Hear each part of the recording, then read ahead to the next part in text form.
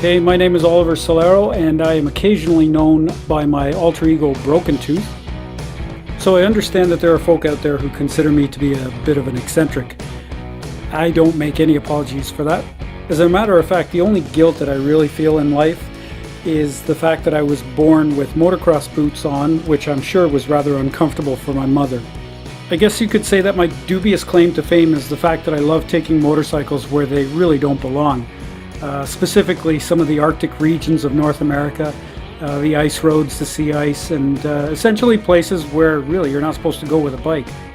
My attempts to partake of this particular brand of shenanigans has met with varying degrees of success. Welcome to TMFF Talks. I'm Caius Tenchi, the director of the Toronto Motorcycle Film Festival. Today we're joined by Oliver Solaro, also known as Brokentooth. Oliver is an adventure rider like none other that I've met before. What makes his adventure rides so amazing is that they're all done in the middle of winter on his motorcycle. And these aren't your run-of-the-mill adventure rides either, no way. Check this out. He's done an 8,000 kilometer trip up to Fort Severn. He's ridden ice roads up to Attawapiskat, retraced Samuel de Champlain's route, and traveled up to northeastern Ontario to pay homage at Bill Barilko's crash site. Last year, he pulled up 1,000 pounds of dog food on his motorbike to Churchill, Manitoba. Also, I should mention, he usually does this on his holiday. He's an amazing guy, and I'm really excited for you to meet him. Please welcome Oliver Solaro. Hey, Caius, thank you very much for the brilliant opportunity of being here. Thanks, Oliver. I really appreciate it. So let me get like the most obvious questions out of the way that, people want to know, starting with why. What's under the kilt? Why? Well, that was number 2. You want to do that one number 1? Sure. Oliver wears a kilt, guys. If you haven't seen it, he wears a kilt. Oliver, why the kilt? Okay, so believe it or not, I actually have zero Scottish DNA in me, but my wife does. And that was sort of a birthday gift, tickle trunk piece of apparel, whatever that she bought for me. Thought it'd be a really neat little thing. And I kind of adopted it to the point where I now have about 20 of them, and I have 3 more of them on the way, actually. And they're like a pair of jeans to me now. I don't even think about it. I've become a really big fan of the breeze between your knees kind of thing. Well, so I'm wondering like what Michelle had in mind when she bought you a kilt. Oh, I can't say that out loud. This is a family show. Okay, thanks. And then so the other question is why? Why in the middle of winter, Oliver? Why like take these trips that are so logistically, physically, mentally complicated? Why? I get asked that a lot, and quite often I have a different answer for each and every time. And as of yet, I still have no really good, concrete, solid answer for myself even. Okay, a little bit of a backstory. In 2010, Michelle and I cobbled together a really poorly executed idea for racing snow bikes against snowmobiles at the 2010 Cairns Quest race in Labrador. It's a 3,000 kilometer race, and we were going to build using this emerging technology of snow biking. We were going to build a cross country race team. Nobody was stupid enough to do it with me, so Michelle volunteered. As it turns out, the course got beat up by some warm weather. 400 kilometers of it broke away from the Atlantic coast and then drifted out towards Greenland. Well, I had these snow bikes that I now was paying into a line of credit for, and I didn't know what to do with them. So I ended up selling one of them. And here we are in the middle of winter. I thought, let's just have some fun with it. So I coughed up this really goofy idea where, the ice road truckers, they're pulling 50,000 pounds on ice roads. Why can't you do it on a motorcycle or a snow bike? Right. Fast forward a little bit, I did a little bit more R&D, a little bit more testing. And as it turns out, the snow bike wasn't really a good idea for the ice roads because there just isn't enough coverage. The bikes that we were using, KTM 530s, they're brilliant motorcycles. I love them. I still have it. It's a fantastic razor's edge kind of off-road motorcycle, but it's not it's not an endurance thing. It's not a an expeditionary type bike. It's just more of a really fun recreational type bike. And I was planning on covering some pretty serious miles with this thing. Like, it's really hard to get those bikes going, no matter how you jet them at -30, -40. So Michelle and I just kind of coughed up this idea. Well, okay, you're in it this deep. Let's take a romantic trip out to Quebec, because for whatever reason, KLR 650s were really cheap out there at the time. We paid $1,800 for a beat up old bike that had suspect mileage on it. The fellow put some other speedometer on it that said 10,000 kilometers, but for $1,800 sounds legit, right? Yeah. We dragged the bike home, and I kind of figured that, okay, well, it's an $1,800 bike. If this all goes to hell in a handbasket and I have to leave it up there, if I have to abandon this project, it's not going to crush me financially. I won't be horribly invested into it to the point where I'm going to spend the next 2 years crying at night. So as it turns out, I studded up the tires, put a snowmobile primer on the KLR, and Bob's your uncle. I'm out there tearing up the ice roads with the truckers, doing a little photo bombing and pissing off their lawyers. So, okay, that's interesting. So that was the point where you've ridden bikes. I don't know, how long have you ridden bike actually? Your whole life? Okay, I got my first motorcycle when I was 12 years old. Wow, okay, early. Yeah, it was a 1973-74 Kawasaki KV75. They were a little two-stroke that kind of looks like a mini chopper. Think Honda Z50, but slightly more raked out. And I think my dad had a really like a $600 Mercedes at the time, a little old 180. We went to the gas station, bought this bike for $120, put it in the trunk, and I rode back home in the trunk of the bike. Got home, and within 4 hours of me throwing my leg over my first motorcycle, I had already built a ramp big enough to jump over an oil drum. For real? For real, absolutely for real. As a matter of fact, it was probably before the end of the week, that first week, that I had just decimated the suspension on that bike. So my dad found a really hard, heavy spring that from some fence post or something, some horse's fence post. Yeah. And with the tractor bucket, he elongated it so that there was a bit more compression to it. And we had to build our own suspension system for that bike because I had just destroyed it. As you got older, whatever, into your teens and 20s, 30s, and so on, did you go on adventure rides before? When I was 14 years old, I put on a pair of shorts, a t-shirt, and some sandals, and rode from Caledon to Lake Simcoe when I was 14 on a Yamaha DT 125 using just the back roads. That was my first little adventure. We used to have a bit of a valley about 3-4 miles from our house. I was on a first name basis with all the local constabulary. They essentially knew more or less when school was out, I was going to be out on the roads trying to get down to this little track. So I cooked up this idea where I was going to stuff the inside of my riding gear. I used to be fully kitted out with riding gear. I was going to stuff it with school books. And then when I got pulled over, I was just going to tell him I'm going to a buddy's house to study. Now, I'm head to toe in motocross gear, right? But I've got a trig book underneath it. And the cops were so impressed with my originality of trying to get out of getting caught that they just let me go. It's small towns. There is a plus to living in a small town. I don't think I can get away with this in a major urban center. Probably not, and especially not nowadays. I'm learning a lot about you here, Oliver. I like it.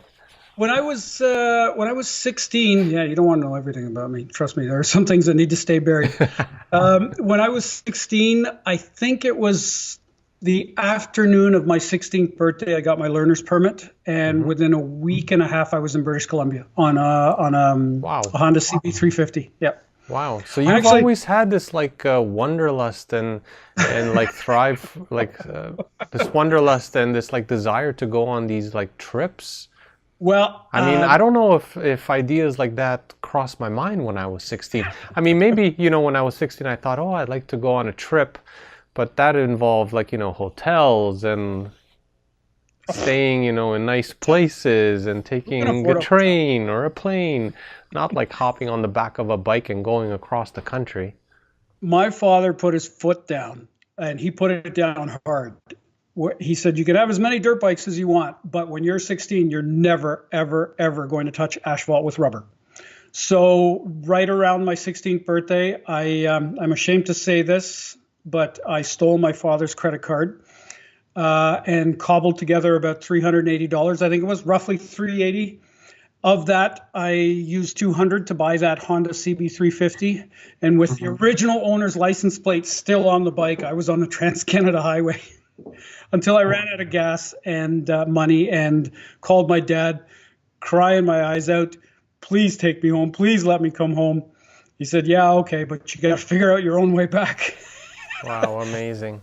Now, to his credit, I thought for sure I was going to see the hard end of a switch by the time I got home, but he just, when he saw me, he threw his arms around me, and he was just so happy to see me. It was one of those poignant kind of movie moments where, you know, the black sheep kid comes back thinking he's in so much trouble, and the dad just suddenly turns into this big old softy.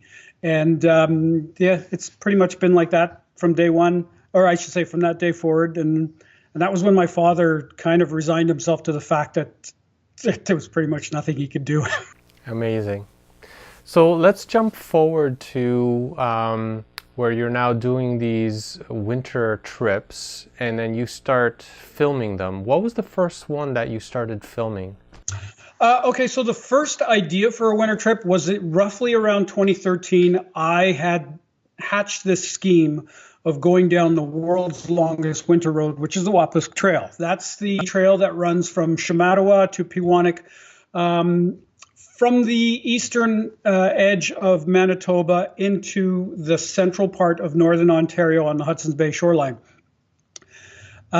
This trail is just under 800 kilometers long, and the ice road truckers, this was during the heyday of the series, and I thought, well, if you can do it in a transport truck, why can't you do it with a motorcycle? I mean, it's just like snowmobiling, sure, except, you know, you're not behind this massive metal and plastic. How many times have you heard the old cliche about somebody my age going out and getting a convertible or something in red heels hidden on the side? Well, I already have the girl of my dreams, and my chosen form of transportation is on two wheels. So if I'm going to shake my fist at my mortality, I'm going to have to come up with something different. Okay, so imagine you hop a plane in Vancouver and head due east to St. John. From there you get on a boat and you paddle out 2/3 of the way across the Atlantic towards Africa. That's 8,000 kilometers, or roughly what I covered in 2 weeks on my bike this winter. I don't blame you for shaking your head.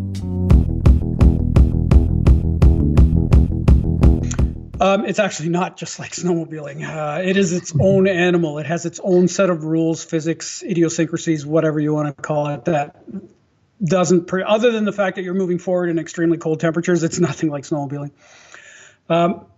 So I contacted this company in, believe it or not, Florida, that makes carbide ice road studs. Bought some studs, put it on this disposable KLR, and rode it from my house in Owen Sound to Sudbury before the first set of studs were completely gone.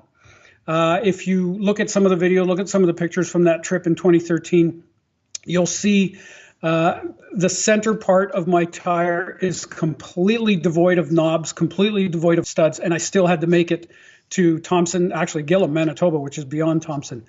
And then from there, I was going to swap out a set of tires that had very, very aggressive studs that would literally, like a cat on a carpet, would just claw down into the ice. And those studs, they're okay. They last for, I still have those original studs. There's 8,000 kilometers on them.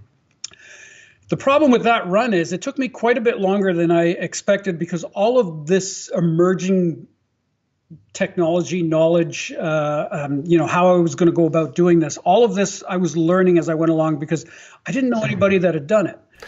Did you like pre-ride or pre-drive that route before or anything? No, like, did you absolutely not. So you had no idea what was coming up? No, I had no idea. Not only that, I had no real set plan. This was all just going to unfold organically. It was, if it turns out the furthest I could get was Thunder Bay on the Trans-Canada in the winter, well, then that's that. As it turns out, I did make it to Gillam. I met a really nice fellow there who shacked me up at the roads department building there, where I was able to swap out the tires, got out onto the ice road, and by luck and chance, ended up meeting up a bunch of really, really nice First Nations individuals who put me up in the children's aid and in nursing stations and their homes and the church and what have you. I had no idea what kind of wind chills I was dealing with. I had no idea what kind of gear I was going to need. And as it turns out, this lack of forethought and planning nearly cost me my eyesight. This is where things start to get a little serious. At first, I thought it was my goggles that were freezing up. It wasn't. It was my cornea.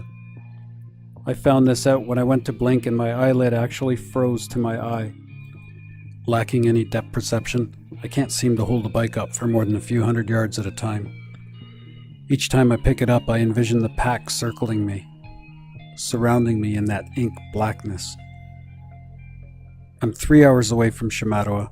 I'm blind in one eye. It's dark and it's minus 30. I'm 6 years old again, and I just want my mom.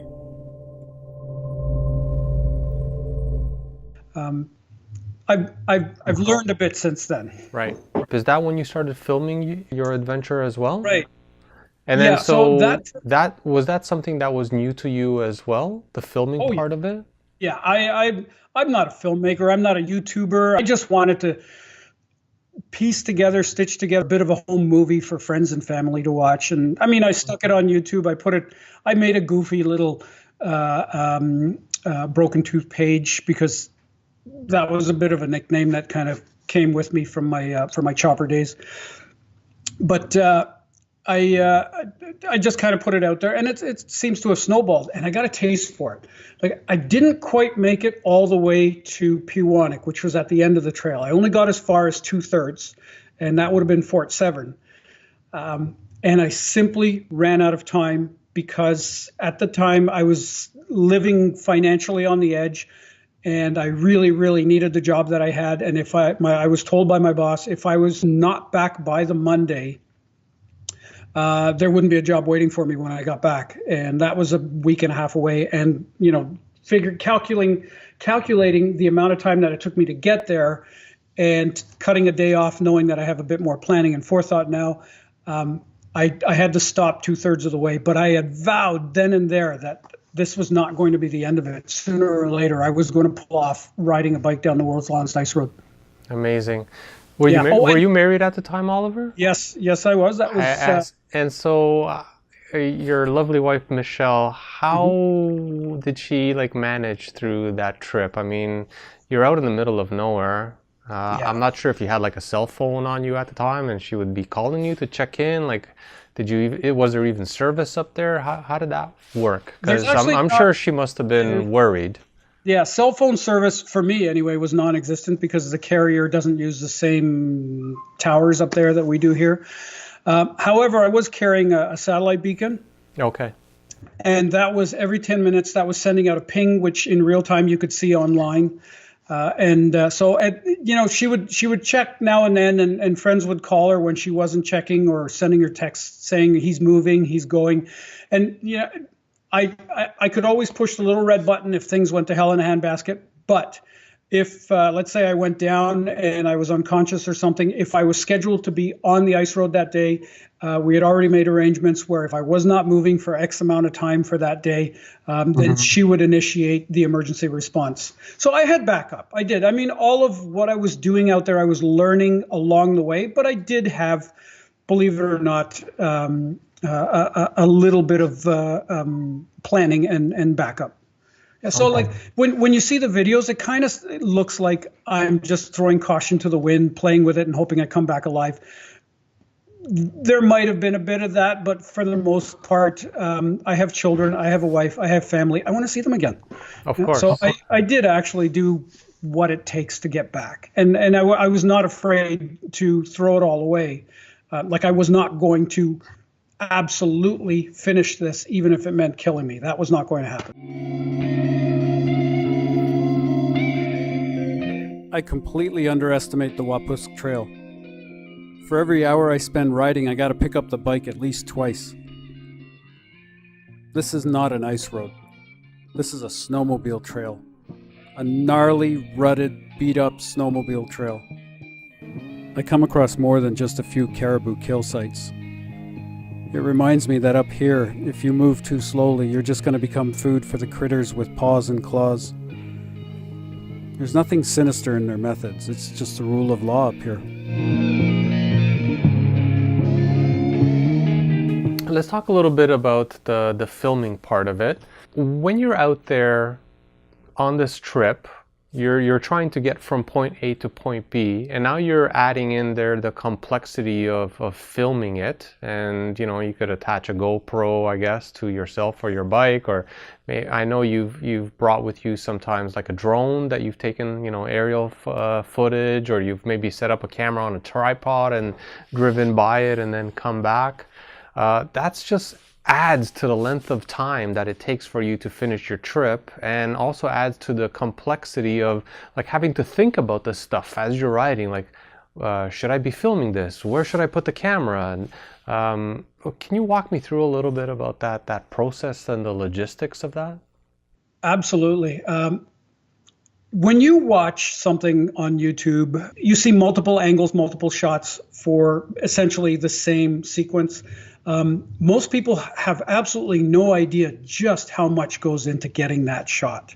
And the same thing goes on the ice roads when you're shooting solo, fivefold, because the problem with shooting, at least as I was learning how to do all of this stuff, the problem with shooting out there at minus 20, minus 25, minus 30 was that you have to think so far ahead as to what the sequence of your actions are going to be prior to doing them, and then what the post sequence is going to be. Because like you'd think that, okay, well, you just stop the bike, you get off, you set up the camera, and then you run back and forth in front of it and then go get the camera.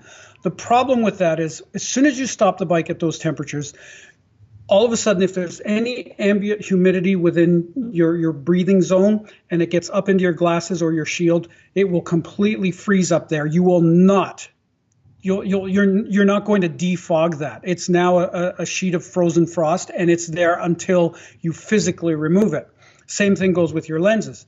Then you've got your batteries. Then you've got the bike itself. Like if you shut it off, will you be able to start it? Where you're stopping, can you put the kickstand down? Is there something solid underneath there that will hold your bike up? The key to working film equipment in the cold is to keep your camera frozen. Keep everything that doesn't have an LCD screen in it, because LCDs at those temperatures will freeze and possibly even crack. But keep your gear frozen, but keep your batteries warm. Because if you keep your gear warm, you can take it out, take the shot, but then as soon as you put it back in cold, it's sort of like taking a cold glass of water into a warm room. All of a sudden you've got condensation around it. But now you don't just have condensation around the camera, you have condensation inside the internal workings of the camera, which you will not remove. Like that will require 24 to 48 hours of indoor space, heating, taking apart, cleaning.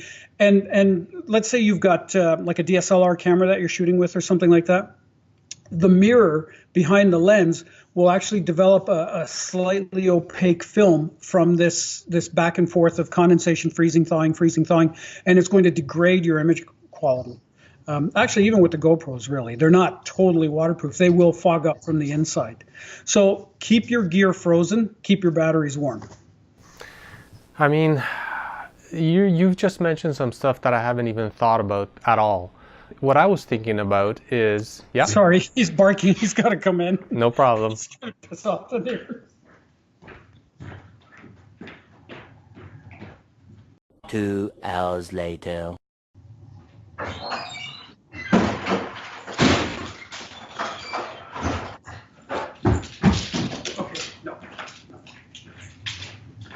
Sorry about that. There's probably going to be one or two more of those.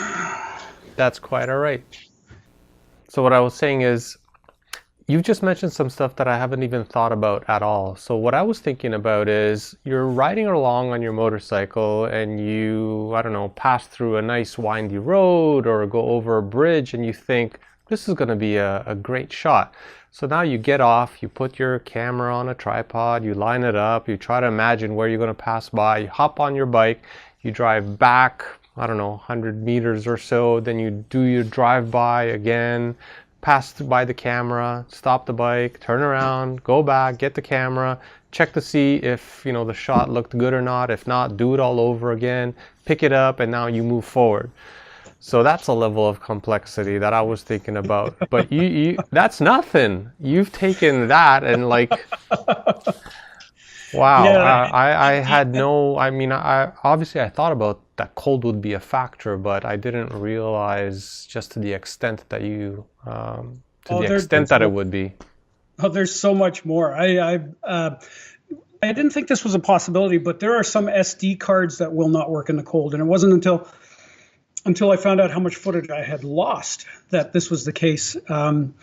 What you've seen that I videotaped, I tried to sort of stitch together some of the best footage that I have, but it's not even 5% of the absolutely insane things that happened out there that I couldn't get the shot for because of technical reasons. I have since graduated. I mean, like most of the stuff that I used to do out in the cold, I did with either a phone or a GoPro. And the early stuff, actually, I didn't even have a display on the GoPro. I think it was a Hero 2 or something like that. And I had no way to know what it was I was shooting. I would literally just put it out there, take the shot, and hope for the best. So I have mountains of footage where all you see is a tire passing across the top of the screen because I didn't set it all up. But I have since graduated. Strangely enough, coincidentally, I happen to have my current filming equipment here, which is a mirrorless DSLR, and these things are brilliant now. They're bulkier and all that, but the quality of footage, the amount, the storage capabilities, the creative ability of this camera just goes way beyond the GoPros. And let's be perfectly honest, nobody wants to see any more GoPro point of view shots sitting on a helmet with for straight sure. ahead down the Absolutely. road. I mean, Absolutely. that was cool when Red Bull was first invented, but now it's just a little bit of B-roll filler. Now you don't want to see 15 minutes of point of view helmet shots. For sure. So it's not the GoPro, actually. What's missing from those is the story, right? There's got to be a story. Yes. I don't blame the GoPro, I blame the story. Yeah. Right. So now, and the other question that I had related to this whole logistics of everything is sometimes the really good parts of the story is when you're out there struggling. You've got some sort of an issue that you got to overcome, yes. right? That's the the really interesting bits that we want to see in the movie, not just riding along these beautiful roads. It's the interesting bits when you're suffering or something's breaking or it just everything is going to hell in a handbasket. Mm-hmm. I know that's happened to you, right? Lots of times, I'm sure. Yeah, so who wants to set up a camera when that happens? Exactly. That's my question is, you're now dealing with something, maybe it's life-threatening, or, you're about to freeze your fingers off, or who knows what, just a whole pile of issues. And now you're thinking, shit, this is going to look good. Let me set up my camera and oh, look, my toes are gray. Hang on, let me get a shot. Right. But you do that, right? I mean, maybe not all the time. I don't know, but you do that. Tell me about that. For 1 out of every 10 times it happens. For every one shot that you see where there was some sort of, borderline cataclysmic event that could have ruined everything, there's at least 9 more events just like it that I just could not get on film. Because if I did that, I would horrify my wife to the point where she'd never allow me to do this again. And B, it would add so much time and energy and effort to the trip. And ultimately, my goal in what it is that I do for myself. I do for the sort of, cosmic thrill that it gives me, not because I want to get a shitload of likes on YouTube for it. I really couldn't care less. So there's just so many shots where there could have been something that might have propelled this into the media stratosphere, but because at the moment I just didn't have it in me to set up the camera, I'm sorry, I just wussed out on it and let it go. I totally understand. I mean, it's amazing even what you have captured, truly. Yeah, when I froze my eyeball, I thought for sure that at the time when it happened, it didn't even dawn on me that I should be pulling out my camera and pointing it at my face. You could see my glassy cornea. Of course not. Of course not. All I could think of was like, am I going blind? Am I never going to see again? Yeah. And then by the time the cornea had defrosted, well, you couldn't really see it. So I do have some footage of me just looking into the camera, and all you see is kind of like what looks like some stone drunk whatever guy with red eyes, but you don't see anything that suggests I had frozen cornea. Amazing, Oliver. Amazing, honestly. I wish I could remember some of the stuff that happened too. Like I don't know if it's because I've had so many hits to the head, or if it's just because I'm into my relaxing years, I guess you'd call it. But I don't think you're relaxing, Oliver. I don't think so. Okay. Anybody that rides a motorcycle knows this. You go out there on your trip, your adventure, your ride, whatever, and you have these huge cosmic thought events where all of a sudden you understand the meaning of life, and for a moment your attention is taken away from the task at hand, which is essentially keeping your bike in the middle of the road. And then all of a sudden you realize that the yellow line is a little bit close, and you say, hey, whoa, hey, shit, stupid, come on, line up, straighten up. You got to figure out, you keep your eye on the road, right? And you're just about to go back to that cosmic thought, and then all of a sudden, like, the Captain and Tennille's Muskrat Love starts rolling around in your head, and you lose it. You absolutely lose it. Well, that's like me on the ice roads. It's like I must have had probably 50 I figured out the meaning of life moments, and I've lost every single one of them because of Muskrat Love. We're going to play that music in the soundtrack at the bottom. Going back to stories. Mm-hmm. I think you're a really great storyteller, and you have a knack for drawing people into your story. So I want to take a look at one example of what I mean.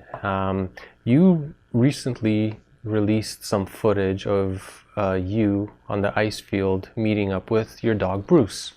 And let's just have a look at that.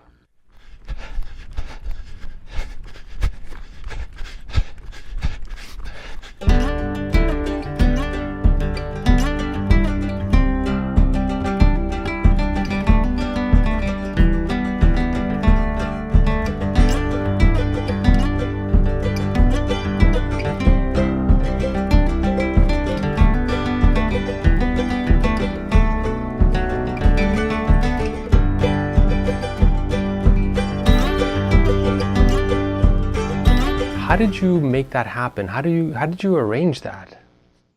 Well, that conceptualized piece of Scorsese-esque film work was actually about 2 hours worth of almost 2 hours worth of drone shots. Wow. Of me passing, underneath the drone, where you would get a piece of my arm, or maybe a little bit of Bruce's tail, or a whole whack of just plain ice.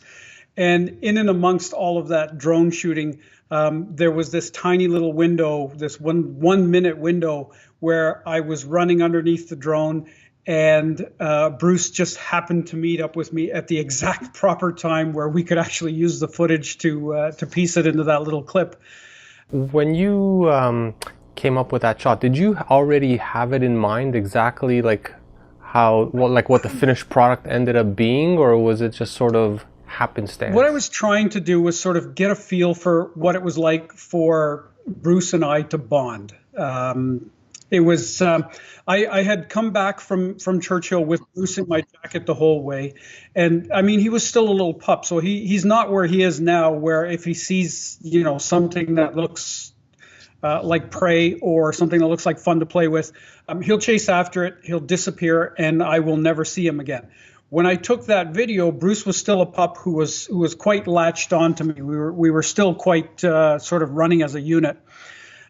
So I was his safety. I was his alpha. He didn't quite have the independence, so I could go out there on an open lake and not have to worry too much about him, seeing something on the shoreline and then deciding that's what he was going to go after. So the two of us essentially, I set the drone up so that the follow me mode was squared off on me. And it would lose me now and then, but occasionally it would find me again. And it just so happened that in that moment, you'll see where the drone is. I'm running with the drone. It's underneath me, and it actually momentarily loses me. And it's when the telemetry, whatever the guidance within the drone, loses me, that Bruce catches up to me. The drone senses that there's more mass underneath it, and you see the drone start to spin over top. It locks on as we run as a unit. And it created that fantastic shot, which I mean, it's such a small thing, and I know maybe I'm picking on it, maybe a little bit too much, but like when I saw it, and even now when I rewatch it, it's such a beautiful moment, and I was thinking about it like from a filmmaker's perspective, like what it would take to set that up, to make that happen. Even like the simple thing of at the beginning of us just hearing the crunching of the snow under your feet, like it was perfect. It was really came out really great. That was actually a lav mic that I had on me that was essentially picking up the ambient sound around me. Yeah. And luckily, the drone was high enough that the lav mic wasn't picking up the propellers, because it really does sound like a hive of bees when it gets fairly close to you. Right. Yeah, it was great.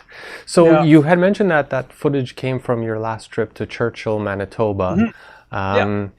So I heard you on This Motorcycle Life podcast, and you were talking with Bruce Phelps about your trip, and the stories sounded incredible. Like you really had some challenges on that trip. Oh yeah. It's amazing how like even luck played a big factor into it. I don't want to give too much away. People should go and listen to that podcast if they haven't. I'll link it down below. But when can we expect to see some footage out of that? And I think are you compiling a movie, and when can we see it? Okay, I actually, believe it or not, have been getting some feelers, some interest from the digital content providers. I've had two of them. Whose names I will not mention, but they are Netflix and Amazon. And they haven't said, okay, look, let's sit down with a bunch of lawyers with bow ties and man buns and sign something. Man buns. They have said, though, let's see what you got. Who knows? Let's see where this goes. So I am finishing up. I'm just sort of doing that last little tail end work on the Champlain trip that I did a while back, where I floated a bike on a raft for about a year and a half. Off and on. When that's done, which will be just probably before the end of next week, I'm going to start working on the Churchill run, where I dragged a sled up along the rail line, and then came back with a dog.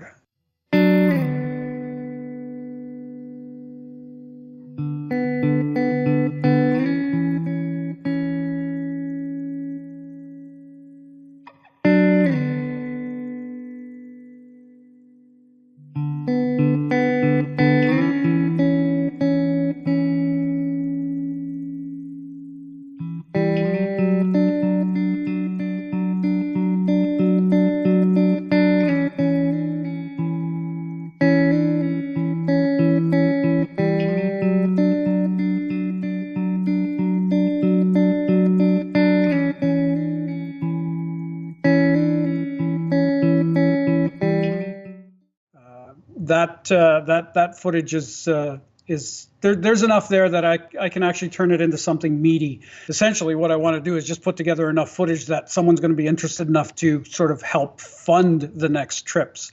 Like whether or not anybody knows who Oliver is or Brokentooth or whoever, I really couldn't care less. I just want somebody to pay for my fun. That's all. Don't we all? This is my means to an end. Sounds good. And if there's anything that we can do to help that, we're totally behind it. Speaking of next trips, what do you have planned for the future? I have, for a very long time, have been trying to figure out a way to get a bike out onto the North Pole, which it's an interesting gig. Wow. but it has been done. There was a Japanese fellow that took a Yamaha TW200, and with a support crew, I think they dropped him off a couple hundred kilometers from the pole, and then he just finished the rest of the way on it back in the 80s. But knowing you, Oliver, you're not going to have a support crew. You're going to just like do it your way. No, my goal, my ultimate goal is once I leave land and I'm on the Arctic sea ice, it's just me, the bike, and the voices, the numerous voices. It's my plan to completely self-supported, make it to the pole, and then make it back. Amazing. Can I take a little bit of a detour? Can you tell me a little bit what Arctic ice is? Because I'll be honest, I'm not really sure. I mean, I'm imagining that it's like sea that's been frozen, but can you talk a little bit about what that is? It's not what it used to be. There are portions of the Arctic where the sea ice has been long, hard, and fast. You know, thousands of years. It's been there. It's been ice. It might as well be land. It's that hard. How thick is it? It depends on where you are. Okay, so once you get north of Greenland, once you get north of Ellesmere Island in Canada, depending on where you are, it can be anywhere from, again, depends on the season, but in the wintertime, it can be from 25, 30 inches to meters and meters and meters thick. Oh, wow. Yeah, with global warming, that's changing. It's retreating, and it's not so much that it's just retreating, but it's actually changing. The type of ice that's out there, there used to be really hard, really old ice. That has changed now. The currents that pass through the so-called Northwest Passage are making more and more of what's called hummocky ice. And hummocky ice is the worst ice of all. It's the living ice. It's the ice that moves. It's where you could be sitting on what looks like a really hard, fast, strong pack, wake up in the morning and you're 35, 40, 50 miles, kilometers, whatever, away from where you started from. Wow.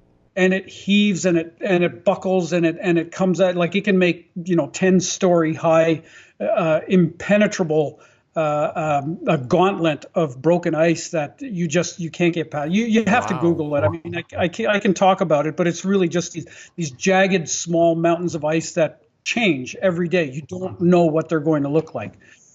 Yeah, and there's more of that. The kind of ice that this Japanese fellow rode on in the 80s is nothing like the ice that we have to travel on today. Right, makes it much more difficult, I guess. So it's not impossible. Yeah. So beyond being like an adventure rider, motorcyclist, filmographer, you now need to be really tuned into weather as well, I guess, right? Yes. Yeah. You have to be a meteorologist. Yeah. And I'm not suggesting that I know any of this stuff, but I'm pretty good at getting to about 3/4 of the way where I learned just enough to get by. So I don't want anybody to think at any point that I'm an expert on any of this stuff. I'm literally just kind of sort of faking my way with just enough information to get out there and do it. Fair enough. It's a lot more than we've got. So North Pole, anything else?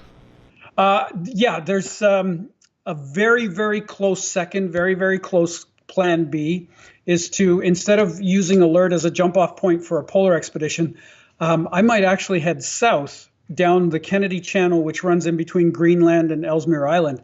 And in that channel, there is a 1/2 square mile island. It's a tiny little, hunk of rock that there's pretty much nothing on it, called Hans Island. And for 3.5 decades now, it has been the subject of a friendly war between Canada and Denmark.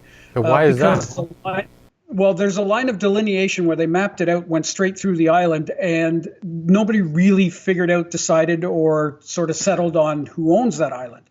So for the last 3.5 decades, the Canadian military and the Danish military have both been sort of landing on this island, planting a flag, and then dropping a bottle of either whiskey or schnapps, depending on whether or not what side of the channel you were coming off of. And then the opposing, quote, army would go out there and they would steal that bottle and then drop their own. So this has been going back and forth. And apparently this year, they're talking about figuring out a way to finally settle this so that they can decide on which country gets to own that island. Well, my hope is that I would like to get something like a Yamaha Niken, the two-wheeled, I should say, three-wheeled motorcycle. 2 wheels up front. It's an amazing, incredible piece of engineering. I would like to either, depending on the conditions, whether or not it's glare sheet ice or whether or not it's packed snow, I would either stud up a set of tires for this thing or graft a track kit on it, something like a Camzo or timber sled track kit, and a pair of skis up front. I would ride to this island, and what I'd love to do is meet my Danish nut bar counterpart coming up from Greenland on the other side. He or she would be coming up the Kennedy Channel on the south end of the island. I would come down from the north end. The two of us would meet, and we would finally put an end to this friendly war by exchanging bottles of our prospective countries' spirits. Nice. I assume it would be the Aquavit schnapps, which is what the Danes are famous for, and I would probably use maybe a Canadian Club or something. And at this point, we have reached out, we meaning me and the voices, we have reached out, and there is the tiniest little sliver of chance that Mads Mikkelsen, who is the fellow that was the bad guy in Quantum of Solace, and I think he was up for a major award for The Hunt. It might have been a TIFF film. I'm not sure, but you see him on Netflix quite a bit. Big fan, and he's Danish, so I mean he qualifies. But if Mads won't do it, I would settle for perhaps someone from Danish royalty or a rally car racer or whatever. But the idea is to get somebody in some sort of motorized transport, be it a snowmobile, an Argo, an ATV, a Razor, like a Polaris Razor, get them on the Kennedy Channel, and then the two of us would shake hands and be chums on Hans Island. That sounds like it would be a lot of fun. Oh, in my head, like I can't explain to you what it is I'm planning here because it's organically changing, at a moment's notice. But believe it or not, prior to us actually sitting down and chatting about this, as luck would have it, I got a phone call from a friend of mine who has been to Alert, and there actually is a really, really good chance that I could end up on something called Operation Box Top, which is a CF-130 flight, a supply flight into Alert, which now and then allows civilians. So fingers crossed. I'm working on that. How do we make this happen? This sounds good. Well, okay. So if anybody knows anyone connected with Mads Mikkelsen or anyone who's Danish and nutty enough to be involved in a project like this, reach out. Let's get in touch. Let's try and make this happen. One way or the other, I'm going to end up there. I would just love to meet my Danish counterpart. There's got to be somebody out there just as nutty as me. That would be amazing. Yeah. So in the notes for this Q&A below, I'm going to put in links to the AKA Brokentooth, Canada's Ice Road Biker movie. I'm going to put in links to your Facebook page and Instagram page. It would be great. I mean, we don't have a giant audience, but if you never know, 6 degrees of separation, right? Mm-hmm. It only takes maybe one it could phone happen. call. Exactly. That would be amazing. Something's going to happen next year. Something funky, cool, weird, kind of, typical. Well, I'm really looking forward to finding out what that is and hearing your stories about it for sure. So am I. Yeah. Anyway, thank you so much, Oliver, for your time. I appreciate it tremendously. I'm grateful for your stories, and your adventures gives me a chance to live a little bit vicariously through you, which is amazing. And maybe one day I'll join you for a tiny little expedition. You're totally invited. You know what? If we end up doing the raft trip down the Mackenzie River to Tuktoyaktuk, there's plenty of room on the raft for a lawn chair. You're welcome to join me. Actually, we might even be able to get a second bike on there. I have been talking to a little company in New Zealand that builds essentially what is a heavy-duty mountain bike with a very small CT90 Grom-esque motor in it. The whole thing weighs about 130 pounds. You can almost heave it onto your shoulders. If that happens, I'd love to take that bike, not just to Tuktoyaktuk, but out to Paulatuk, and then ride back down the Dempster with it, do the Canal Trail, be the first motorcycle down the Canal Trail. If something like that happens, Caius, you're more than welcome to join me. Thank you, Oliver. If I can do it, I would love to join you. I think that would be an experience of a lifetime. Yeah, and I can't wait for this October's. It is in October, right? The Toronto Motorcycle Film Fest. Yeah, okay. This year, October 3rd through the 5th. I can't wait to hit it again this year. I'll see you before then, I'm hoping. Oh, absolutely. Thanks so much. Take care, Oliver. Cheers, mate. Thanks everyone for joining us on this TMFF Talks with Oliver Solaro. I hope you enjoyed that as much as I did, and I'll talk to you guys soon. Peace.